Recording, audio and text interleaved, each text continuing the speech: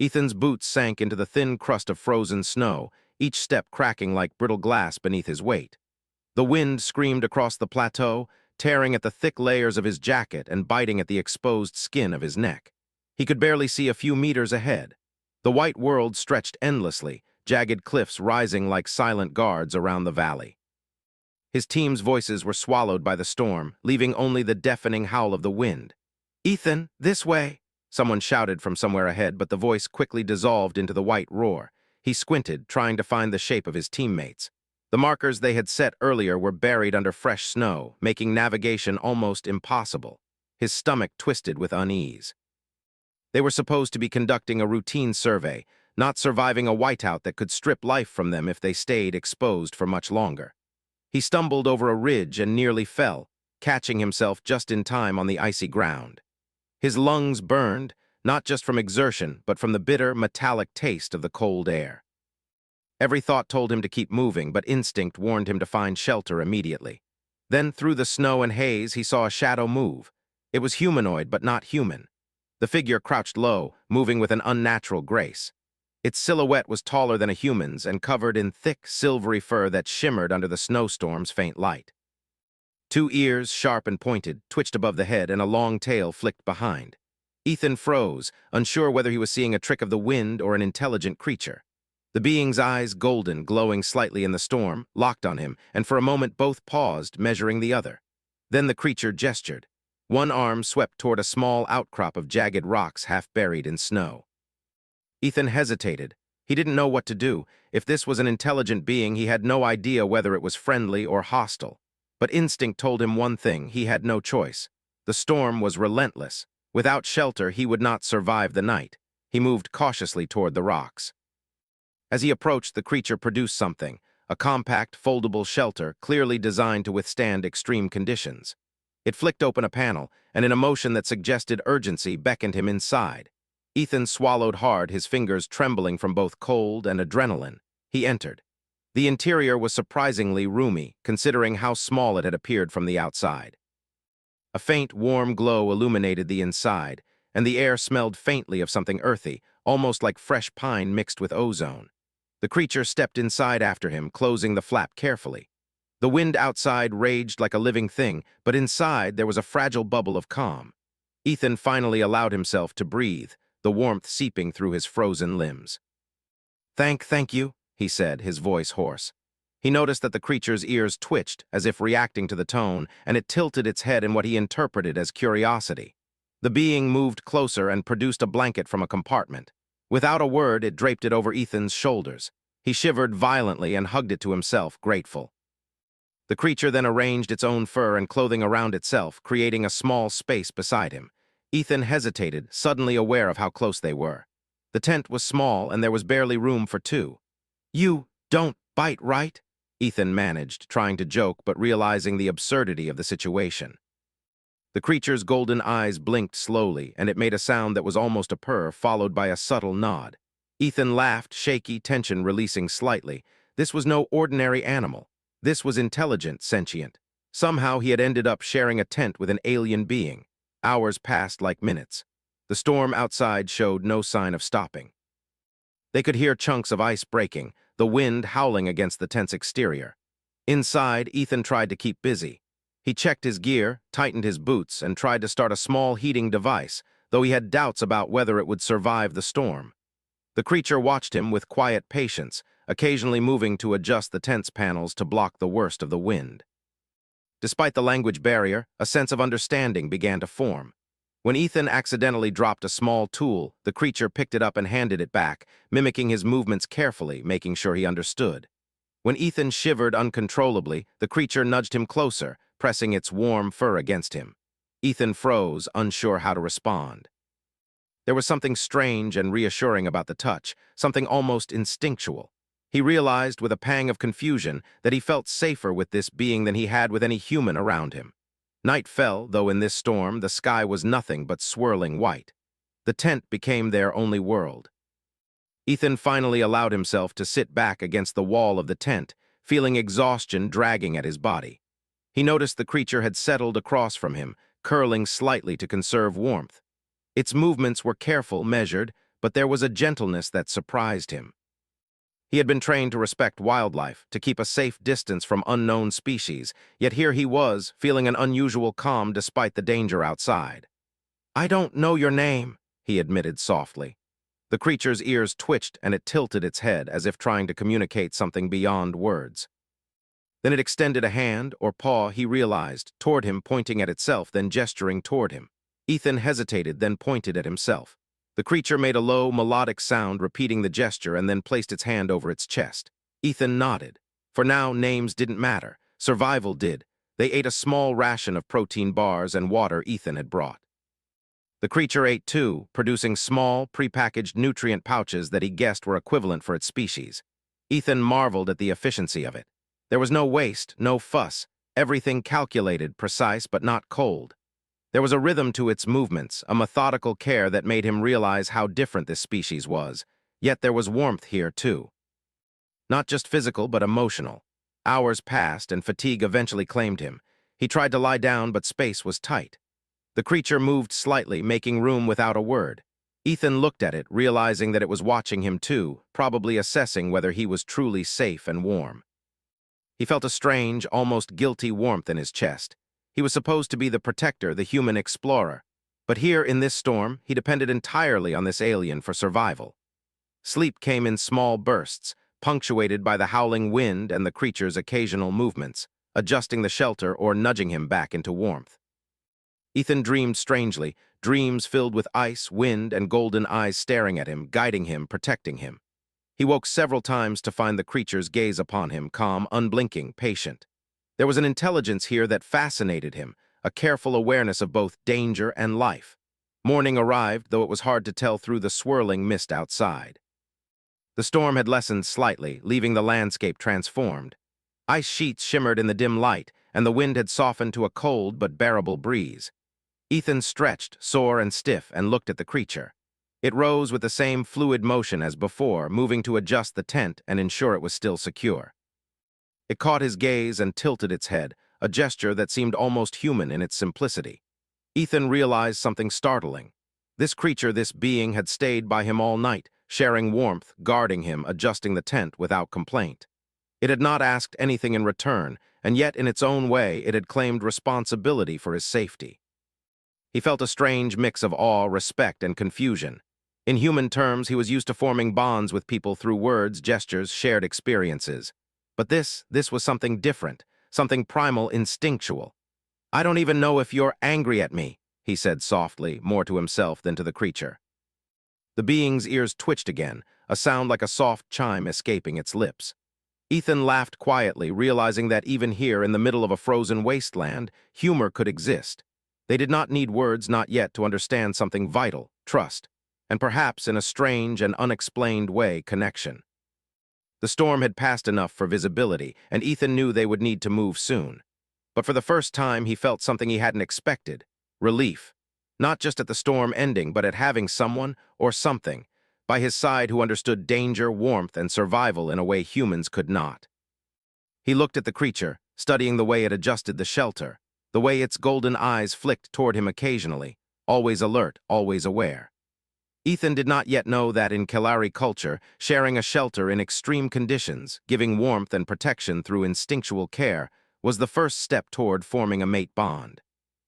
He had no idea that the creature beside him had already begun to claim him in a way deeper than friendship or alliance.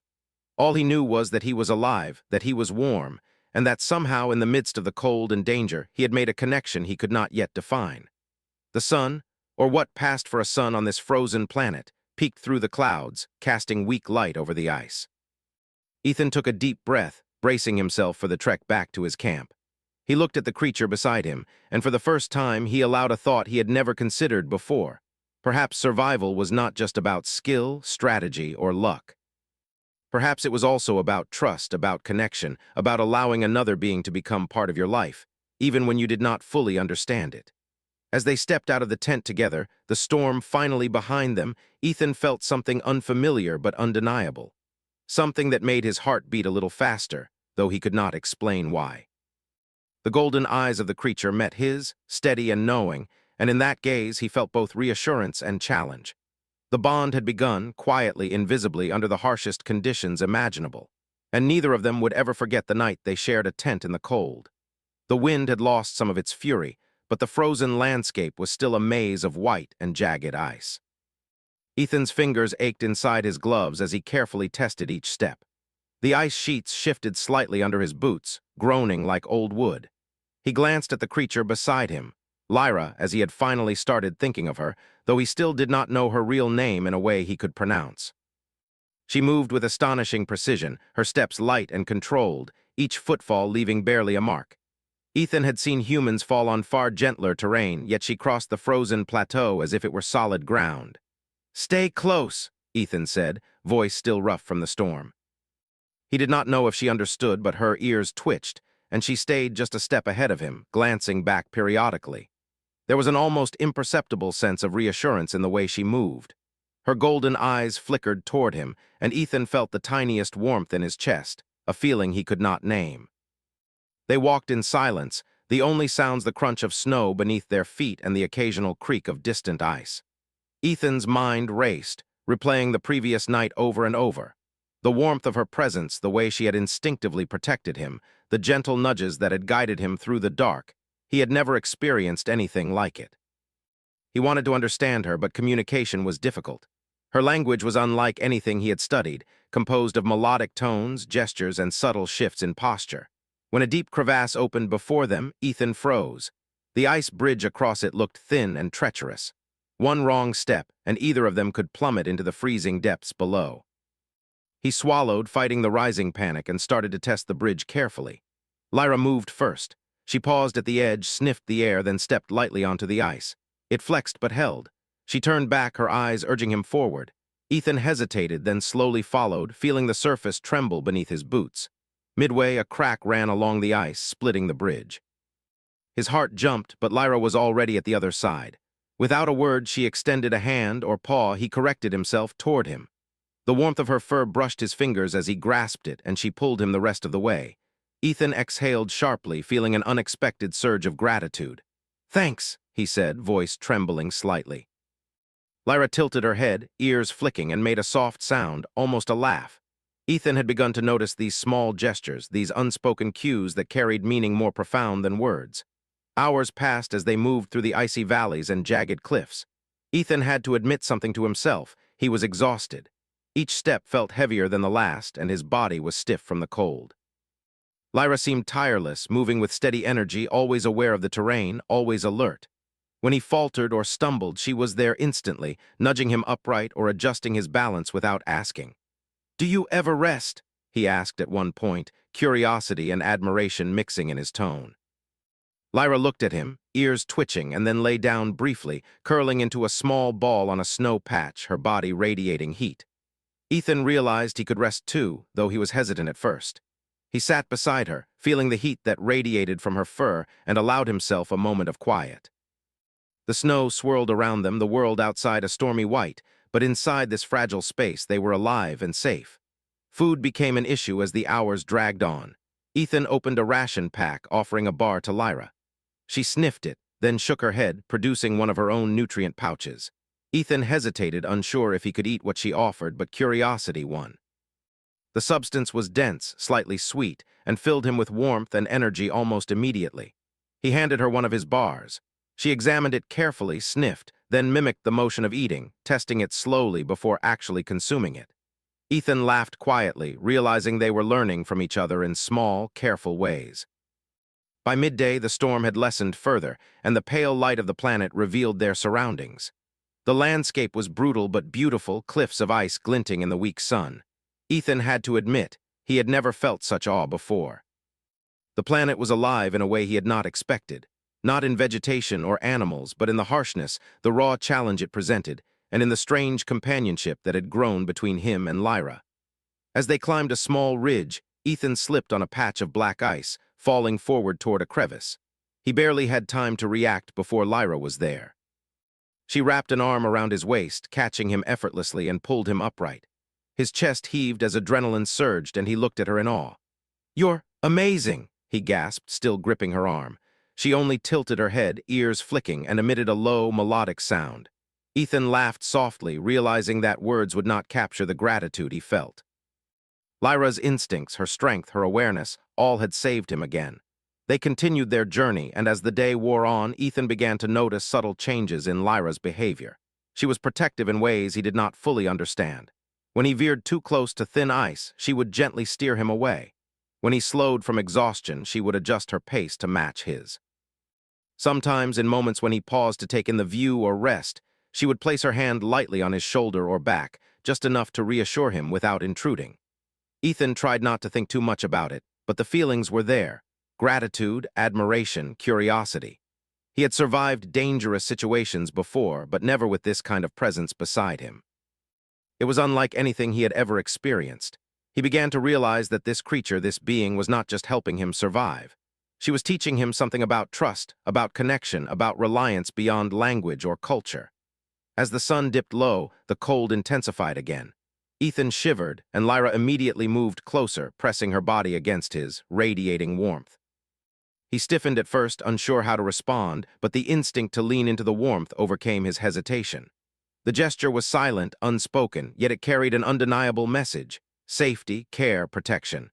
Ethan allowed himself to relax, letting the warmth seep into his bones. Night fell quickly on this planet, darker and harsher than on Earth. They needed to find shelter again, and Ethan spotted another rock overhang that could provide a temporary refuge. He led the way, his confidence bolstered by the companionship of Lyra. She followed closely, watching his movements, occasionally nudging him gently to correct his footing or keep him balanced. Under the overhang, Ethan and Lyra set up a small temporary camp. He tried to light a heater, but the wind and moisture made it difficult. Lyra, however, produced a small device of her own, emitting a gentle, warming glow. She motioned for him to sit close, and Ethan complied. The warmth was immediate and comforting. He realized how completely he relied on her, not just for survival, but for guidance and reassurance. As they ate their rations in relative quiet, Ethan felt a strange sense of calm. The world outside was still harsh and unforgiving, yet inside this tiny space, there was safety, trust, and a fragile connection forming. He looked at Lyra, studying her features in the dim light, the sharpness of her eyes, the curve of her ears, the subtle movements of her tail, and felt a deep sense of respect. She was more than a creature. She was a being of intelligence, strength, and instinct, and somehow she had chosen to share this moment with him. Hours passed, and fatigue finally claimed Ethan. He lay down beside her, careful not to encroach on her space, though she shifted slightly, letting him be close enough to share warmth. The wind outside howled like a living thing, but inside there was quiet. The golden eyes that had haunted his dreams the previous night were now soft, watching over him with care and attentiveness. Ethan drifted in and out of sleep, each time waking to find Lyra adjusting the shelter, nudging him gently to stay warm, or making soft, melodic sounds that seemed to soothe both of them. He had begun to notice patterns in her behavior, small signals that communicated reassurance, caution, and care. There was no need for words. He could feel the meaning through her actions. By dawn, the storm had completely passed. The frozen landscape stretched endlessly, sparkling under the pale light of the distant sun. Ethan stood, stiff and sore, and looked at Lyra. She rose beside him, moving with the same fluid grace, her golden eyes scanning the terrain. He realized then that he had survived the storm not because of his own skill or luck, but because of the quiet, steady presence beside him. He did not yet understand the depth of what had begun between them. In Kalari culture, sharing warmth and protection in extreme conditions was more than an act of kindness.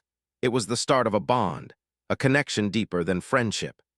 Ethan had no idea that this bond had already begun to form, invisibly, instinctively. All he knew was that he was alive, that he was safe, and that for the first time in his life he felt something he could not name but could not ignore. A connection that went beyond survival, beyond understanding, beyond words. As they prepared to move toward the human base, Ethan felt a new determination. He would survive. He would keep moving. And perhaps somehow he would learn to understand this extraordinary being beside him.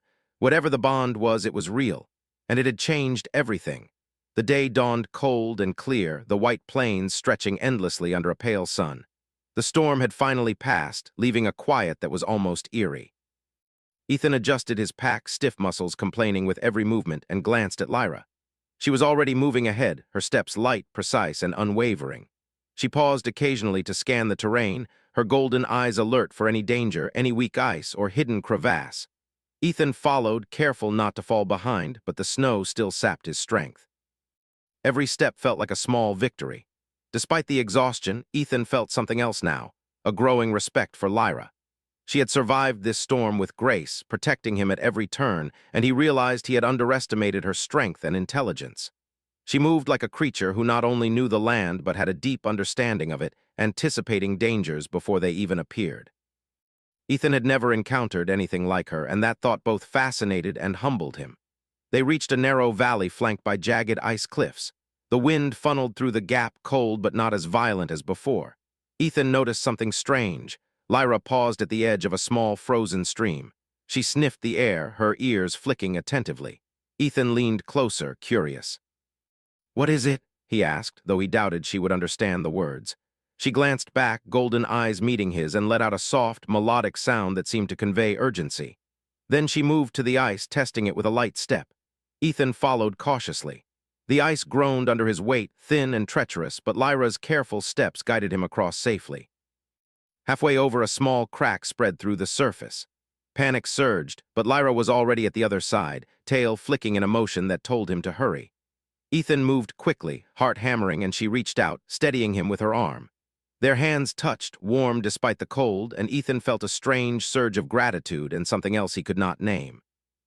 Lyra's gaze met his for a fleeting moment, calm and knowing, and he felt an unexpected connection, one that went beyond words or explanation. By midday, they reached a plateau where the sun reflected off the ice in blinding brilliance. Ethan shaded his eyes and paused, letting the light warm his frozen face. Lyra stayed close, her presence comforting and steady. They had been walking for hours, and yet he was beginning to notice small things about her. How she watched him, how she adjusted her pace to match his, how she instinctively nudged him away from danger without hesitation. She was protective, yes, but more than that, she seemed to anticipate his needs before he even realized them. Ethan's thoughts drifted back to the previous night, the hours spent huddled together in the tent. He had felt a warmth then, both physical and emotional, a connection that he had not understood. Now, as they traversed this frozen world, that feeling returned, stronger and more insistent. He found himself watching her as much as the landscape, noticing the grace of her movements, the intelligence in her eyes, the subtle gestures that communicated care without words. The afternoon brought new challenges. A deep crevasse blocked their path, its icy walls glinting ominously. Ethan's stomach tightened. Crossing it would be dangerous, but they had no choice.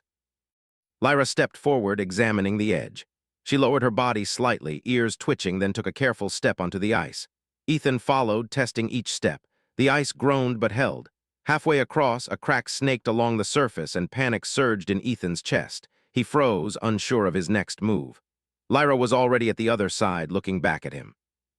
She extended her arm, encouraging him to trust her. Ethan grabbed it and she steadied him, pulling him safely to the other side. His breath came in harsh gasps, but relief flooded him. "Thank you," he said, voice shaking. Lyra tilted her head and emitted a soft, melodic sound. It was almost like a laugh, playful and gentle, and Ethan felt a flicker of warmth in his chest. He realized he had begun to depend on her, not just for guidance, but for a sense of safety and reassurance that went deeper than he had ever known. They continued their journey, the landscape gradually becoming less treacherous but still harsh. The cold bit at their faces, and the sun's weak light did little to melt the frost that clung to their clothing. Ethan's energy waned and he slowed, dragging his feet through the snow. Lyra noticed immediately. She adjusted her pace to match his, occasionally nudging him gently, not in reprimand but in encouragement. It was subtle, instinctual, and Ethan could not help but notice it. "Do you ever get tired?" he asked softly, glancing at her. Lyra's ears flicked and she curled briefly, pressing her body closer to him. She let out a low, melodic sound, and Ethan realized it was her way of answering. She could rest, but she chose to stay close to share the burden, to watch over him. The thought struck him deeply. He had never encountered anyone or anything so attentive, so instinctively protective. As the day wore on, they approached a series of jagged cliffs that marked the edge of the plateau. The route was narrow, dangerous, and exposed. Ethan's heart pounded as he carefully navigated the rocky ice, hands gripping the small ledges where possible. Lyra moved beside him, fluid and controlled, always aware, always steady.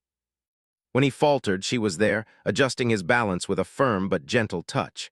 Each time their hands brushed, a spark of warmth traveled through him, confusing and welcome.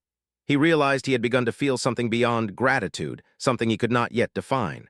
A sudden gust of wind swept through the cliffs, catching Ethan off guard. He stumbled, almost losing his footing, and Lyra reacted instantly. Her arm shot out, steadying him before he could fall. For a moment they were close enough that their faces were almost touching. Ethan's breath caught, and he felt his pulse quicken. Lyra's eyes met his, calm, steady, and full of an intelligence that made his chest tighten. He had never felt anything like this before: trust, connection, and a strange pull that seemed to go beyond mere survival. They reached a small ledge where the sun reflected off the ice in dazzling brilliance. Ethan paused, taking a deep breath, trying to calm his racing heart. Lyra stayed close, her presence steady, a constant reassurance. He realized then that this journey was changing him. He had survived storms, dangerous terrain, and near-death experiences before, but never with a companion like this. She was more than an ally. She was a guide, a protector, and in ways he did not yet understand, something more. As the evening approached, the temperature dropped again. Ethan's fingers were numb despite his gloves, and fatigue weighed heavily on him. They needed shelter. He spotted a small overhang in the cliffs ahead and started toward it. Lyra moved beside him, watching his movements, occasionally nudging him gently to adjust his balance or keep him from slipping. Under the overhang, Ethan worked quickly to set up a temporary camp. The wind had died down somewhat, but the cold was relentless. He tried to light a small heater, but moisture in the air made it difficult. Lyra produced a small device from her pack, emitting a gentle, warming glow. She motioned for him to sit close, and Ethan obeyed, grateful for the warmth. The heat seeped into his frozen limbs, and he allowed himself a moment of relief. They ate in silence, sharing rations and nutrient pouches. Ethan watched her carefully, noticing how she consumed her food efficiently, testing it first before eating fully, a habit of caution and intelligence. He realized that every action she took was deliberate, precise, and meaningful. He had never met a creature so aware of both itself and others, so capable of combining instinct with intelligence. As night fell, Ethan lay down beside her, careful to maintain a respectful distance but close enough to share warmth. Lyra curled slightly, radiating heat, and he felt an unexpected comfort in her presence. Sleep came in fragments, each moment punctuated by the faint sounds of the frozen world outside and the gentle movements of his companion. He dreamed of ice, wind, and golden eyes watching over him, guiding him, protecting him. Morning arrived slowly, the pale light revealing the frozen world in all its harsh beauty. Ethan stretched, sore but alive, and looked at Lyra. She rose beside him, moving with the same grace and precision that had guided him through so many dangers.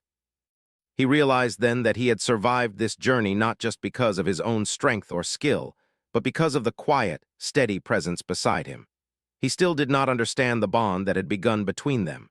In Kalari culture, sharing warmth and protection in extreme conditions was more than survival. It was the start of a connection deeper than friendship. Ethan had no idea that this bond was already forming, invisibly and instinctively. All he knew was that he was alive, that he was safe, and that the connection he felt with Lyra was real and undeniable. As they prepared to continue toward the human base, Ethan felt a new determination. The journey was far from over, but he knew he was not alone.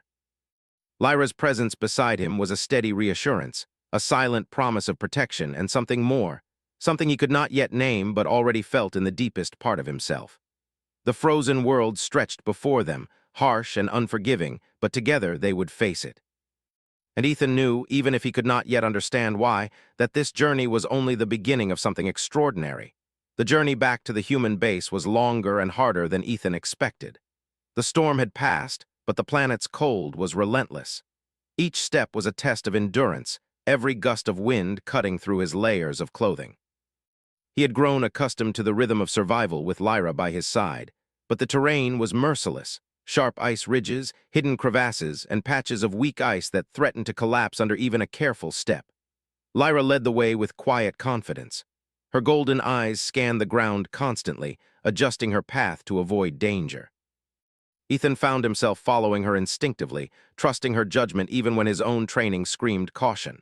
He had survived dangerous expeditions before, but never with a companion like her, someone who combined strength, intelligence, and instinct in a way that made him feel simultaneously safe and challenged. At one point, a fissure in the ice opened ahead of them, jagged and deep. Ethan froze, heart hammering. There was no way around it. Lyra crouched low, sniffing and scanning, then pointed toward a narrow path along the fissure's edge. Ethan swallowed and began to follow, his boots barely gripping the icy surface.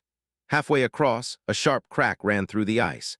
Panic shot through him, but Lyra was already at the other side, turning back with calm assurance. She extended her hand, steady and warm, and Ethan took it, feeling the strength in her grip as she pulled him safely to the other side. They paused for a moment to catch their breath. Ethan looked at her, golden eyes meeting his, and felt a strange warmth in his chest. He could not explain it. This bond, this connection, had begun to grow stronger with every shared danger, every moment of trust. He was aware that her presence was not just protective, but somehow comforting in a way no human companion had ever been. As they moved again, the landscape began to change. Jagged cliffs gave way to flatter expanses, dotted with sparse ice formations. Ethan's body ached, and fatigue pulled at him like a heavy chain.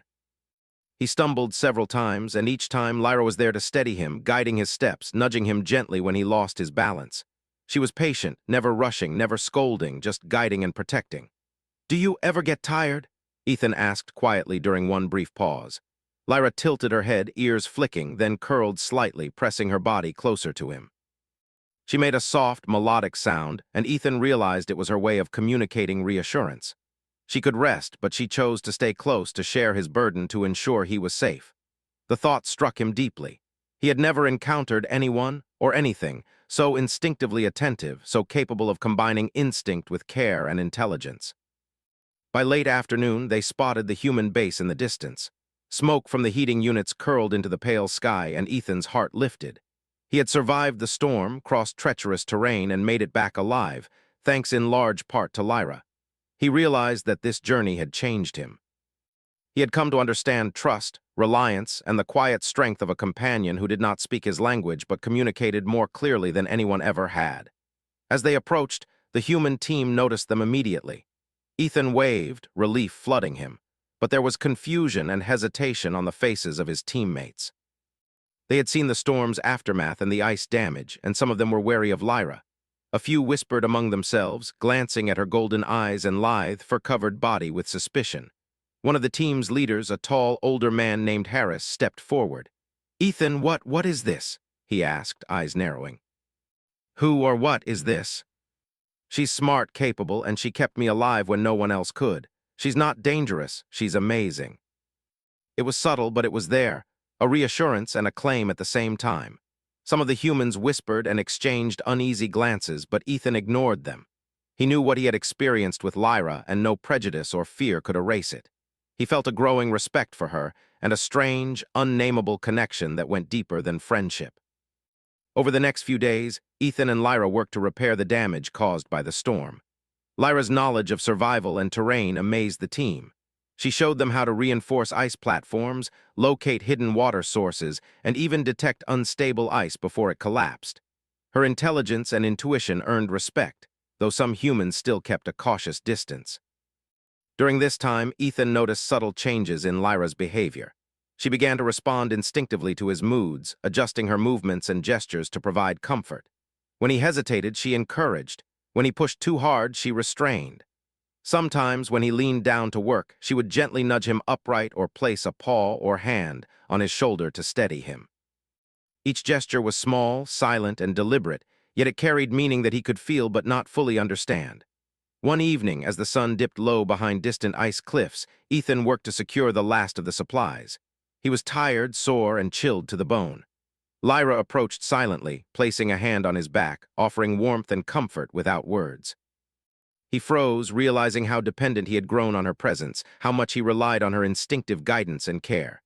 "You always know what I need, don't you?" he whispered. Lyra's ears flicked, and she emitted a soft, melodic sound that felt almost like a laugh. She curled slightly closer, allowing him to rest against her side. Ethan felt a strange warmth in his chest, a comfort he had never experienced with any human. He realized that this bond, this connection, was growing stronger every day. The following morning, tensions within the human team rose. Some members questioned Ethan's decisions, particularly his reliance on Lyra. They feared that the bond forming between him and the Kalari was unusual, unnatural, or dangerous. Ethan defended her fiercely, explaining how she had saved him repeatedly, how her intelligence and instincts had been invaluable. Lyra remained calm amidst the tension, her golden eyes steady and confident.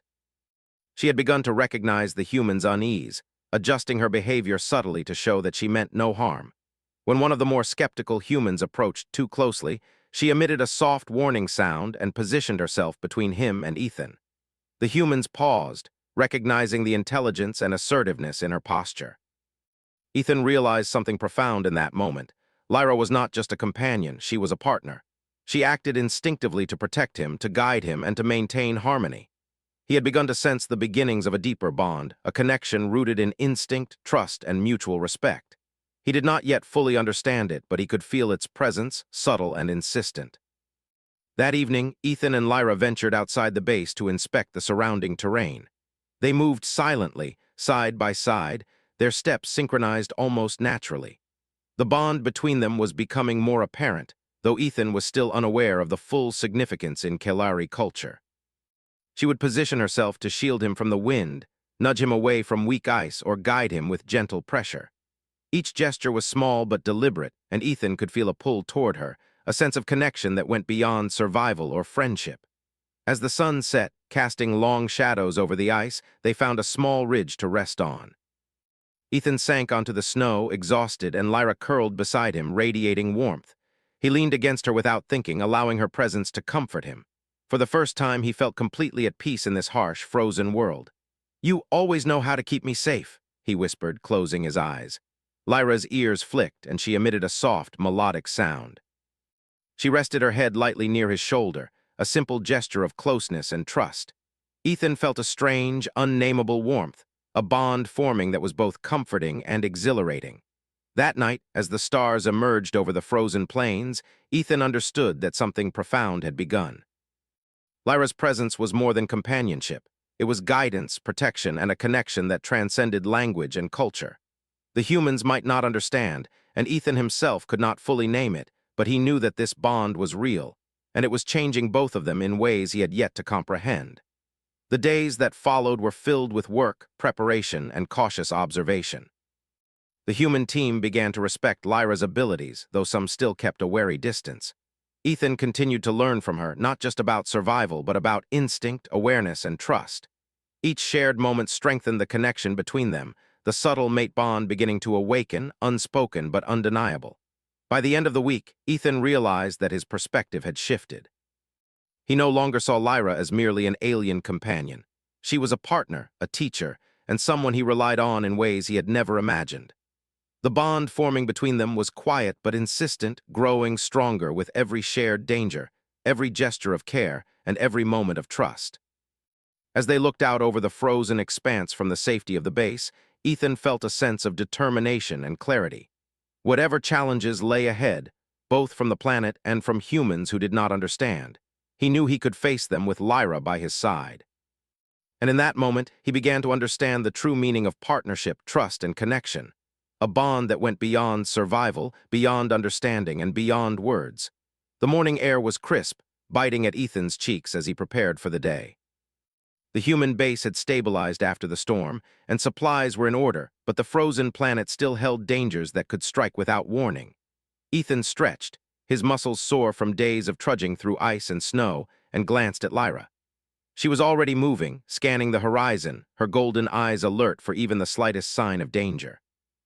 "Are you ready?" he asked, though he knew she understood him without words. She tilted her head, ears flicking, and gave a low, melodic sound, a signal he had come to recognize as affirmation. Ethan took a deep breath, feeling the familiar mix of anticipation and unease. Whatever lay ahead, they would face it together. The task for the day was reconnaissance beyond the base. Reports from previous surveys had indicated unstable ice fields, shifting crevasses, and potential energy sources beneath the surface. Ethan led the way, carefully testing the terrain, but he relied heavily on Lyra's instincts. Time and again, she guided him around weak spots, nudged him away from dangers, and positioned herself to shield him from sudden winds. Her movements were effortless, precise, and protective. Hours passed, and the duo made slow but steady progress. Ethan was amazed at her awareness, how she could detect subtle changes in the ice, how she seemed to anticipate hazards before they became immediate threats. He realized that her presence was not just helpful, it was essential. He felt a growing admiration and awareness that went beyond mere survival. There was something about her that demanded respect and trust in equal measure. Suddenly, the ice beneath them groaned. Ethan froze, recognizing the sound from the storm days before. A deep crevasse had opened beneath the ridge they were crossing. Panic surged in his chest. He had no time to react. Lyra, however, was calm, her golden eyes scanning the fissure. With a swift motion, she leaped to a safer ledge and extended her hand. Ethan grabbed it instinctively, and she pulled him across with strength and precision. They paused on the safe side, both breathing heavily. Ethan's chest heaved, his pulse racing, but the relief was overwhelming. "I don't know how I'd survive without you," he admitted, voice trembling slightly. Lyra tilted her head, ears flicking, and pressed briefly against his shoulder, a silent gesture that spoke of reassurance, trust, and connection. Ethan felt warmth spread through him, more profound than anything he had experienced before. As they continued, Ethan began to notice subtle changes in himself. His awareness of Lyra's presence had grown.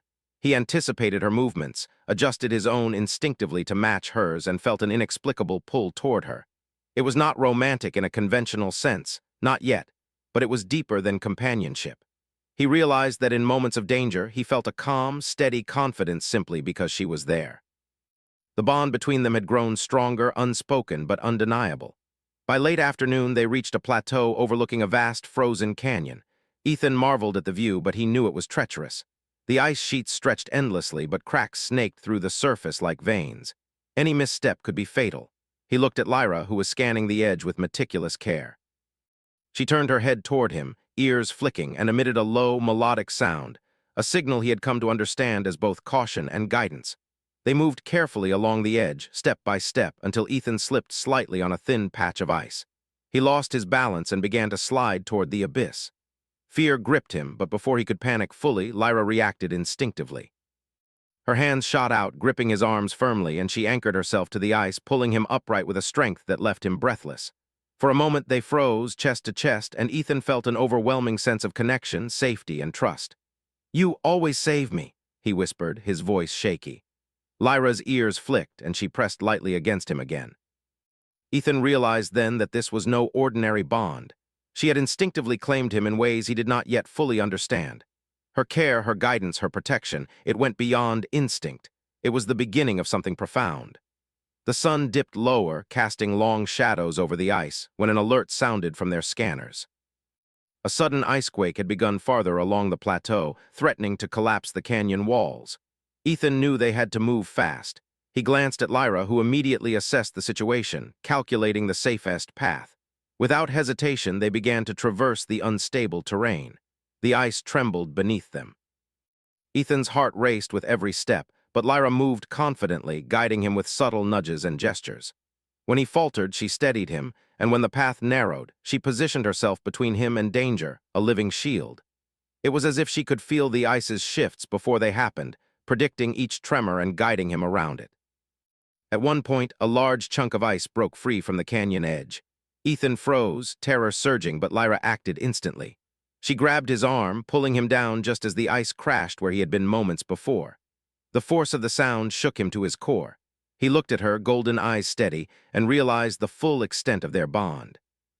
She had not just saved him. She had instinctively protected him, claimed responsibility for his life in a way that went far beyond words or reason. The realization struck him. He had been forming a mate bond with her without even knowing it. In Kalari culture, this bond began through shared survival, instinctive protection, and physical closeness during life-threatening situations. He had experienced all of it, the warmth, the trust, the protection, and now he understood why he felt the pull toward her, the connection that had grown stronger every day. As the icequake subsided, Ethan and Lyra reached a safe area at the canyon's edge. Both were exhausted, but relief and awe filled them.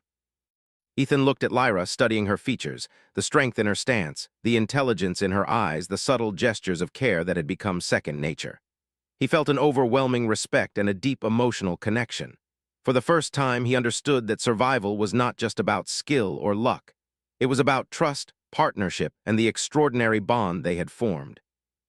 Lyra, sensing his awareness, shifted slightly, letting him feel the warmth of her body. Ethan hesitated for a moment, then leaned closer, instinctively reciprocating the comfort she offered. The bond was no longer subtle. It was tangible, a force that connected them in ways he could finally recognize. He realized that this connection would not fade, that it was a permanent part of both their lives. The journey back to the base was filled with a quiet understanding. They moved as a unit, anticipating each other's steps, responding instinctively to hazards. When Ethan stumbled, Lyra was there. When Lyra paused to assess a danger, Ethan mirrored her careful movements. It was a perfect synchronization, born of trust, necessity, and the awakening of a deeper bond. When they finally returned to the base, the team noticed the difference immediately. Ethan moved with a newfound confidence, guided by the bond he now fully recognized. Lyra's presence commanded respect, and the humans could no longer see her as merely an alien companion. She was his partner in every sense, intelligent, strong, and instinctively protective. That evening, Ethan and Lyra stood at the edge of the base, overlooking the frozen plains. The wind was calm, and the sun cast a pale, golden light over the ice. Ethan felt a profound sense of peace, knowing that whatever challenges lay ahead, they would face them together. He looked at Lyra, golden eyes meeting his, and finally allowed himself to acknowledge the bond that had grown between them. "You are more than I ever imagined," he said softly. Lyra's ears flicked, and she stepped closer, pressing lightly against him. The gesture was simple, silent, but it carried meaning he now fully understood. She had claimed him in her way, and he had accepted it, not just out of necessity, but with trust, respect, and an unspoken understanding. The humans watched, some with awe, others with curiosity, but none could deny the connection. Ethan realized that this bond had changed him, had made him stronger, more aware, and more capable. It was a testament to human adaptability, resilience, and the capacity to form extraordinary connections with other beings. As night fell, Ethan and Lyra prepared for rest. The stars sparkled over the frozen plains, and the base was quiet, secure. Ethan lay down, feeling the warmth of her body beside him. He knew that this was more than survival. It was partnership, trust, and the beginning of something extraordinary. He closed his eyes, letting the calm wash over him, and felt the bond solidify. A connection that would guide them through every challenge, every adventure, and every unknown future on this alien world. He realized that humanity's strength was not just in technology or strategy, but in the ability to connect, to trust, and to survive alongside beings unlike themselves. And in that moment, he understood that he and Lyra were not merely companions. They were partners, bound by survival, trust, and something far deeper, an unspoken, unbreakable bond that neither time nor distance could sever. Together, they faced the frozen world, ready for whatever came next. And for the first time, Ethan knew with certainty that he was not just alive. He was part of something greater, something extraordinary, and that he had earned the respect and trust of a being unlike any he had ever known. The bond they shared would guide them, protect them, and lead them to discoveries that neither human nor Kelari could have faced alone. As the night deepened, the stars shimmering above, Ethan felt a rare and profound peace. The frozen planet was still harsh, still dangerous, but he no longer feared it. With Lyra beside him, he knew he could face anything. Their journey had begun in a storm, had survived countless dangers, and now had emerged stronger than ever. The bond between them was unshakable, a testament to trust, courage, and the extraordinary possibilities of connection between species. Ethan took a deep breath, feeling the warmth of her beside him, and finally allowed himself to relax completely. Whatever the future held, storms, ice quakes, or unknown dangers, they would face it together. And for the first time, he truly understood the power of partnership, the meaning of trust, and the strength of an unbreakable bond formed in the coldest, most unforgiving conditions imaginable.